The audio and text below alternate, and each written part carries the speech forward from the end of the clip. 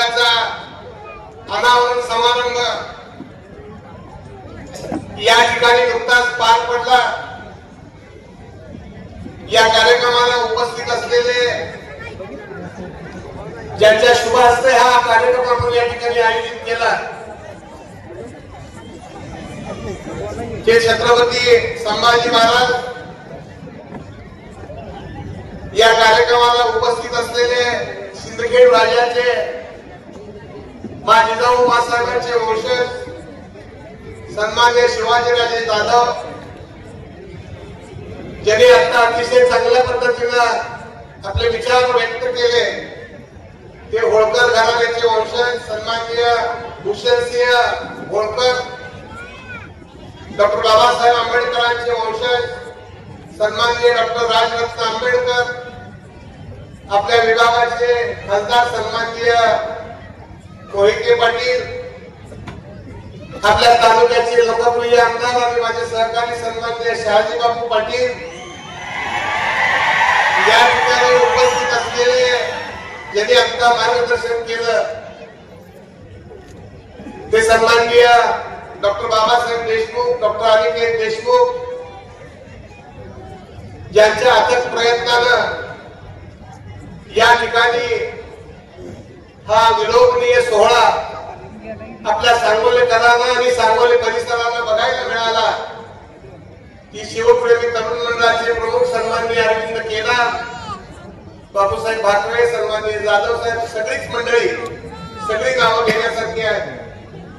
स्वतःचा प्रपंच बाजूला ठेवून गेली 5 वर्षापासून या तालुक्यामधल्या गोरगरीब जनतेनं, सर्वसामान्य माणसानं, लहान मुलांना दिलेल्या खाऊच्या पैशावर 1.25 कोटी रुपयाचा निधी या ठिकाणी या सांगोला तालुक्यातल्या मायबाप जनतेनं, लहान मुलांनी, सर्वधर्मीय गोरगरीब लोकांनी हा दिला आणि त्याच्यातून भव्य असं हे शिल्प जे भविष्य काळामध्ये सांगोला तालुक्याला आणि सांगोले परिसराला एक दिशा देणारं शिल्प या ठिकाणी आज आपल्यामध्ये साकार होत आहे।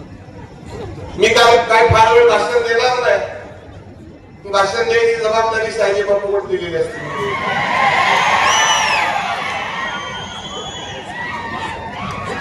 काम करायची जबाबदारी माझी असते।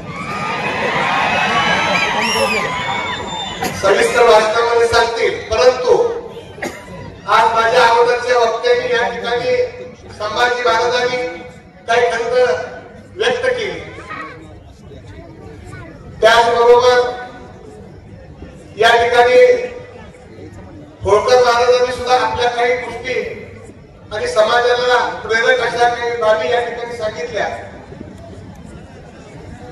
मी पहिल्यांदा या शिवप्रेमी तरुण मंडळाचं मनापासून आभार मानणार आहे की माझ्या माहितीप्रमाणे संबंध भारत देशामध्ये, जगभरामध्ये छत्रपती शिवरायांच्या शिल्पाची उद्घाटन झाली, परंतु अशा पद्धतीने सर्व धर्मीय सगळ्या मंडळींना जे शिवाजी महाराजांना प्रेरित होतं अशा सगळ्या मंडळींना व्यासपीठावर बोलून या ठिकाणी छत्रपती शिवरायांच्या शिल्पाचं जे लोकार्पण सोहळा केला त्याबद्दल त्यांना सगळ्यांना या शिवप्रेमी मंडळाला मनापासून धन्यवाद देणार। आपल्या भाषणामध्ये चव्हाण वकील साहेबांनी या ठिकाणी चांगल्या प्रकारे त्यांनी अतिशय शिवाजी महाराजांच्यावर आपली मतं व्यक्त केली।